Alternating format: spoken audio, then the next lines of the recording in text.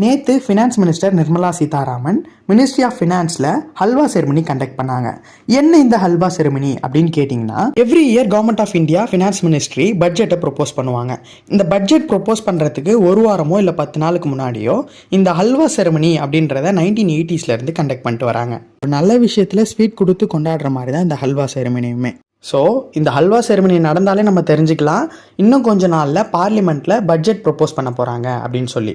இந்த செரிமனி நடந்து முடிஞ்ச கையோட லாக்இன் பீரியட் அப்படின்றத ஒன்று அனௌன்ஸ் பண்ணுவாங்க. என்ன இந்த லாக்இன் பீரியட் அப்படின்னு கேட்டிங்கன்னா, இந்த பட்ஜெட்டை ப்ரொப்போஸ் பண்ண ஹெல்ப்ஃபுல்லாக இருந்த எல்லா அஃபிஷியல்ஸுமே பார்த்தீங்கன்னா மினிஸ்ட்ரி ஆஃப் ஃபினான்ஸில் ஸ்டே பண்ண வைப்பாங்க அன்டில் பார்லிமெண்ட்டில் அந்த பட்ஜெட்டை இன்ட்ரடியூஸ் பண்ணுற வரைக்கும். பட்ஜெட் சம்மந்தமாக எந்த ஒரு விஷயமே வெளியே கசிஞ்சிடக்கூடாது அப்படின்ற முக்கிய காரணத்துக்காக இவங்களை அங்கே ஸ்டே பண்ண வைக்கிறாங்க.